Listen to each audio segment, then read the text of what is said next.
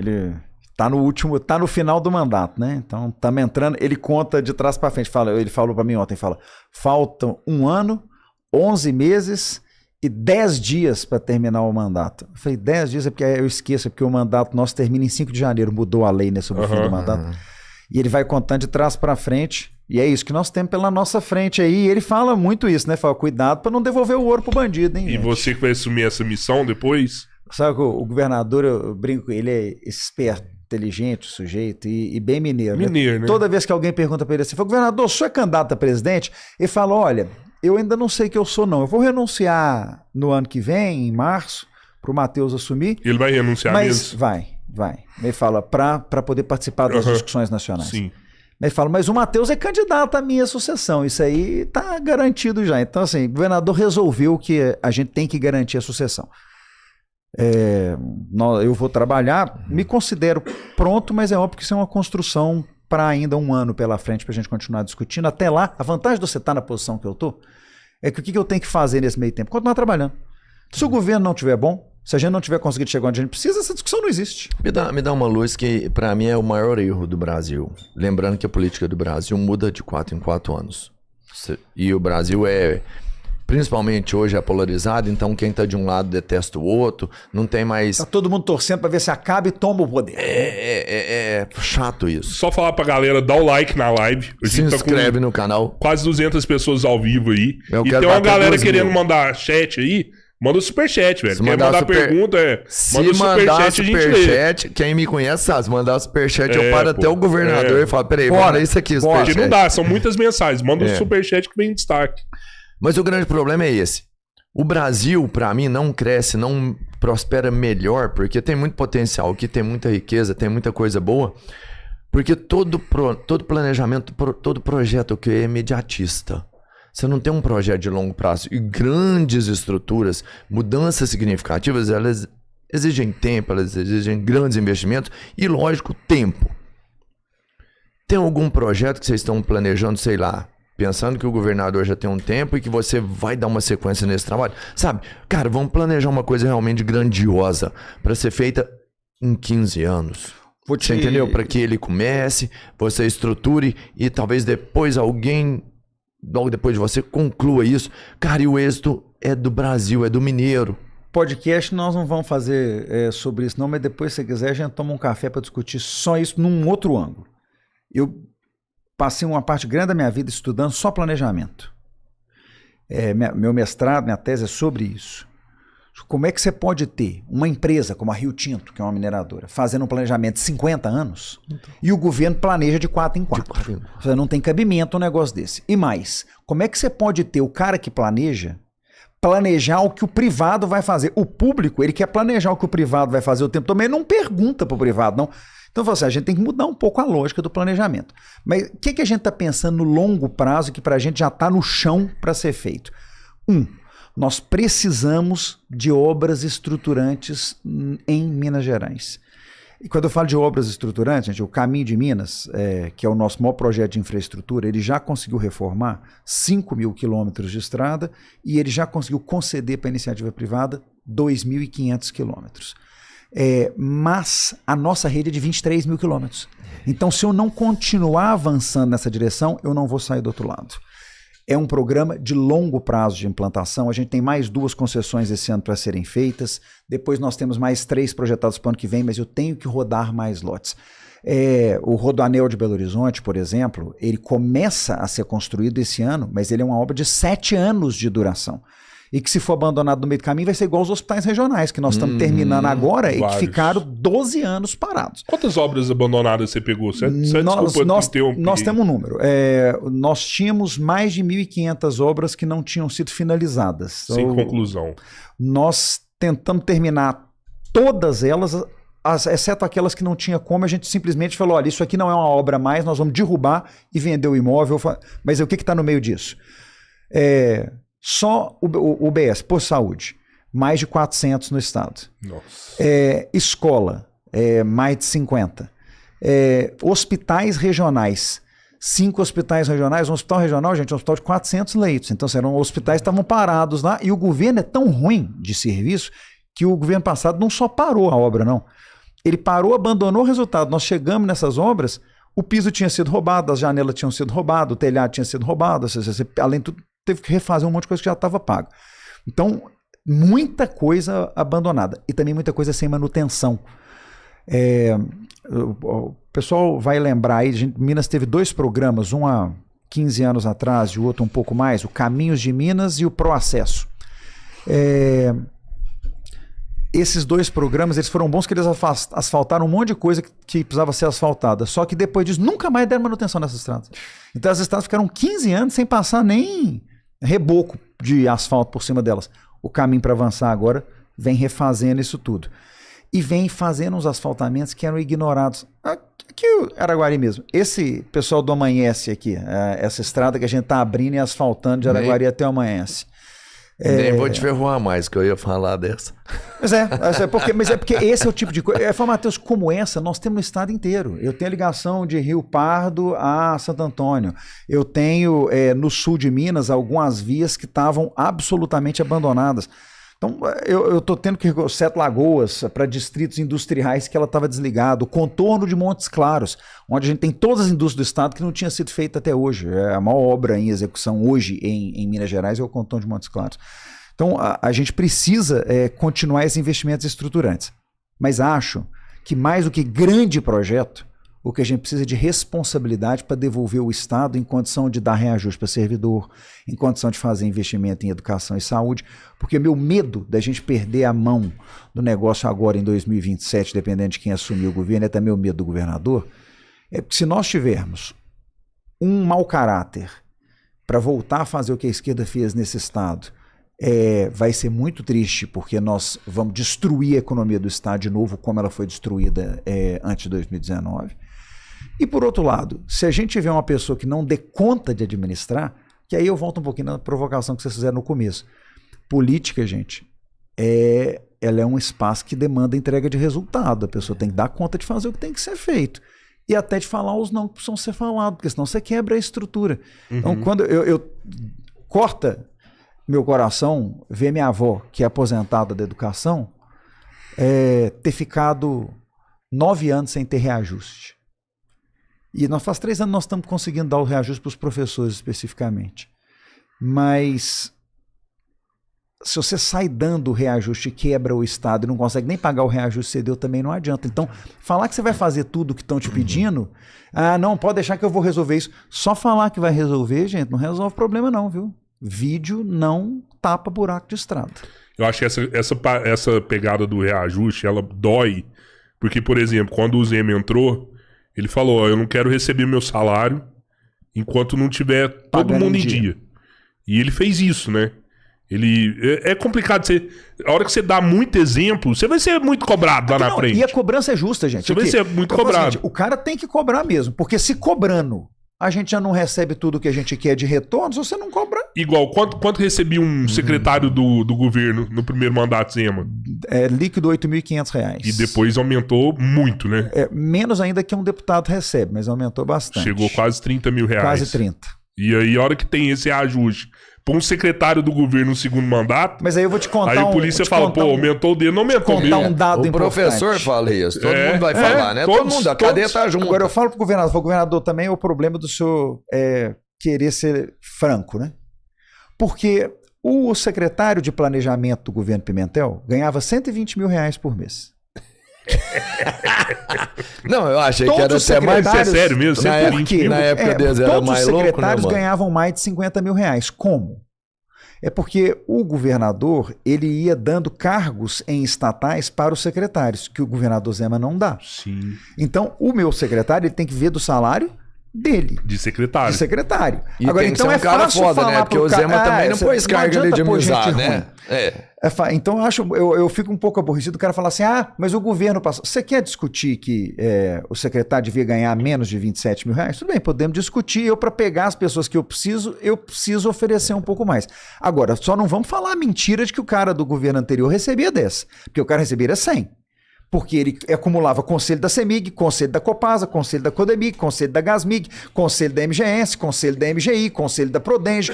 Então, assim, é mentira. Mentira. O cara que compara. O cara que compara é louco. O cara que compara é louco. É incomparável. Não, e uma coisa que a gente sempre falou aqui, eu e o Cabeleira, até pra. O Haddad falou essa semana aí, né? O Zema deu um aumento pra ele, né? Por isso que ele tá reclamando. Deu um aumento pra ele, ganha menos que o Haddad.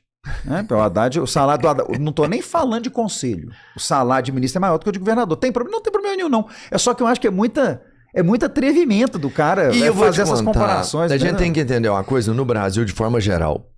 Se o cara vai lá, é produtivo, é capacitado, e ele paga o salário dele, cara, não tem problema esse cara ganhar 50 mil, 100 mil.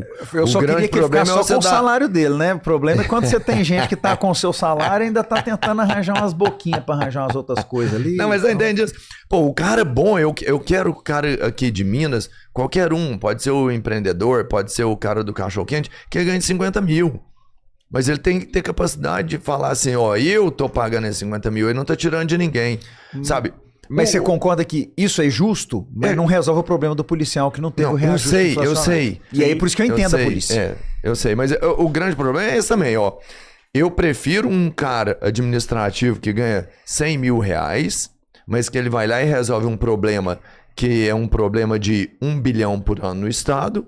E ele foi barato, esse cara que tá ganhando 100 mil, porque ele resolveu o problema de 1 bilhão. Meu secretário de Educação, que é um professor da rede, diga-se de passagem, ganha 20 e tantos mil reais. Tá certo. É um grande salário, é um bom salário. Acho que ele merece? Acho que ele merece. Ele administra um orçamento de 25 bilhões de reais. Se ele fazer isso... Eu preciso que ele entregue esse orçamento bem aplicado. Tá certo? É isso que eu preciso. Então, assim, não adianta também falar, não, mas não precisava pagar tanto. Eu preciso trazer as pessoas certas. Porque se o cara vier pelo motivo errado, ele me arrebenta. Porque ele vai começar a fazer negócio. E no governo Zema eu tenho muito orgulho. Eu falei isso pouco antes da gente começar aqui, né? Que a Folha de São Paulo fez um ranking das melhores secretarias do Brasil. Aí pôs lá, avaliou gestão, saúde e educação. E Minas ganhou educação, saúde, gestão, saúde e educação. As 3 melhores secretarias. Por quê? Porque quem está lá é quem tem de estar lá. Não foi negociado com o partido XYZ, não foi para pôr um amigo fulano de tal que estava sem posição, porque perdeu a eleição. Foi pondo gente técnica. O nosso secretariado, e eu acho até interessante, conversando com outros estados, com outros governadores, nós temos um governo que ele é essencialmente técnico. Mas precisa de política? É claro que precisa, gente, é um ambiente político. Mas Sim. Quem está tomando conta da decisão técnica é gente que entende do que está falando. Quem entende, quem está decidindo lá. O meu secretário de saúde é médico, servidor público da Rede FEMIG. O meu secretário de educação é professor. A minha secretária de planejamento é gestora pública concursada. Meu secretário da Fazenda é membro das carreiras de Fazenda. Até não é de Minas, não, mas é membro de carreira de Fazenda. Então é gente que sabe exatamente o que está acontecendo. Exatamente. O meu controlador geral é de carreira da Controladoria da União. Isso, assim, cada uma das secretarias que a gente vai passando, os caras que estão lá, é o cara que ele entende exatamente o que ele está fazendo. O governador fala uma coisa e ele tem toda a razão. Quando você vai para a Copa do Mundo, você vê o técnico indo pro meio de campo jogar? Não, né? Ele manda o jogador. E o jogador é o irmão dele? O primo? O amigo? O cara que ajudou ele a ser... Não, é o melhor jogador. É o melhor. Então ele tem que escalar o melhor, não é o mais amigo dele. Tem que ir o melhor, né? O chefe tem razão. Eu, apesar de eu não ser fã de metáfora de futebol, não, porque me sempre dá um pesadelo que eu lembro do presidente, mas ele tem razão. A gente tem que escalar o melhor se a gente quer ganhar o jogo. Ô Matheus, você já recebeu alguma proposta dessas de facilitar a vida de alguém lá dentro já? Você está me fazendo uma pergunta interessante. Eu até nunca tinha recebido, não, mas recentemente me aconteceu um negócio que me chamou a atenção. Uma pessoa chegou perto de mim e falou assim, não, porque se você me ajudar... nós somos um governo muito aberto. Quando as pessoas falam assim, a gente queria apresentar uma solução para o governo. Nosso governo é um governo muito atrasado no Brasil, né? Eu falo, me mostra o que é a solução. Ele falou assim, não, porque se você conseguir ajudar a gente a vender isso, eu posso te ajudar. Eu falei, aí eu fui até meio delicado. Falei, você talvez não me conheça, eu vou te pedir para refletir com muito cuidado o que você vai falar depois, porque eu não preciso de ajuda para absolutamente nada para apresentar a sua solução lá dentro. Quem vai conhecer a sua solução é a equipe técnica, e a nossa conversa já terminou aqui. E virei as costas e saí andando. Minha mulher estava do meu lado e falou: Matheus, você foi muito duro. Eu falei: eu não sei o que ele ia falar na sequência, mas eu espero nunca descobrir. Eu não tenho estômago. Se o cara me oferecer, nós vamos 2 para delegacia, porque na hora ali nós vamos ter problema. É não porque tem a gente estômago vive no Brasil, né? A gente Não vive tem no estômago Brasil. pra isso. É complicado aqui, né? Isso aí. Nos Todo meus mundo quer vídeos- facilidade, né? Meus vídeos antigos, tem um vídeo que eu acho super divertido, de reunião que eu fazia antigamente. Eu Na recebi Câmara uma, lá, quando na você Câmara filmava? Municipal. Eu recebi uma equipe do Uber quando eu estava defendendo que o Uber fosse autorizado em Belo Horizonte. O prefeito Calil proibiu o Uber em Belo Horizonte e eu lutei muito para o Uber ser liberado em Belo Horizonte. E aí eles vieram me encontrar e a pauta deles era minha. Eu estava lá brigando para liberar o Uber e tal. Aí de repente o cara virou e falou assim: não, porque se o senhor ajudar a gente nisso, eu garanto que na próxima eleição os votos... E eu fiquei tão bravo com ele, eu falei: você vai me desculpar, você tá achando mesmo que eu tô defendendo isso aqui, porque você tá me prometendo voto pra próxima eleição? E aí, de vez em quando eu vejo isso pra entender, eu falo: Matheus, calma, tadinho, o moço tava só querendo... A intenção dele era boa. Ele era seu fã, né? Tipo assim, eu vou te ajudar. Eu fico muito bravo com esses negócios, porque na política do Brasil parece que troca. toda vez que o político faz alguma coisa, ele tem que receber alguma outra coisa. Gente, pelo amor de Deus, ué, ele tá ganhando, é pra isso mesmo, não é? Você não tem que dar nada pra ele, não, nem abraço. Ele tá só fazendo o serviço dele. Eu falo uma coisa nas visitas que eu faço no interior, o governador divide comigo, né? Ele passa 2 dias no interior, eu passo 2 e a gente quarta-feira tá em Belo Horizonte.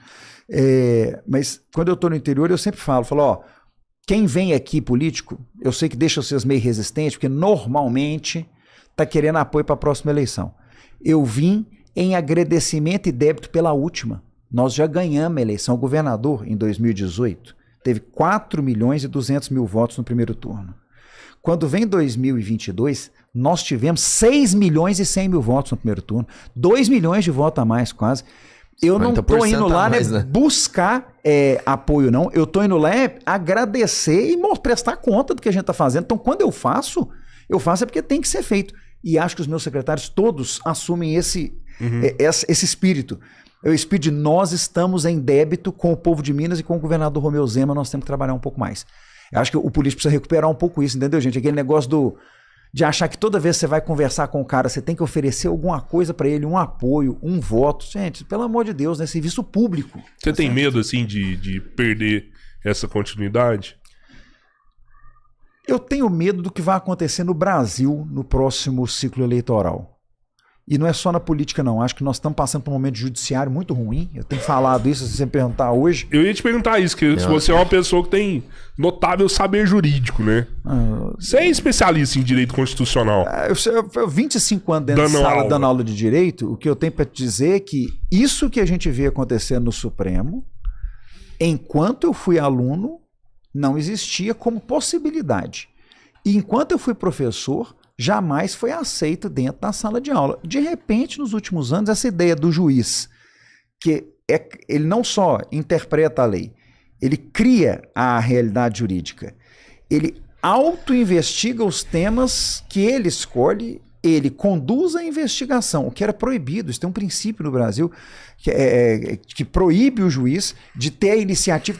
Nós julgamos tudo por terra. O Brasil virou terra de ninguém em termos de controle judicial.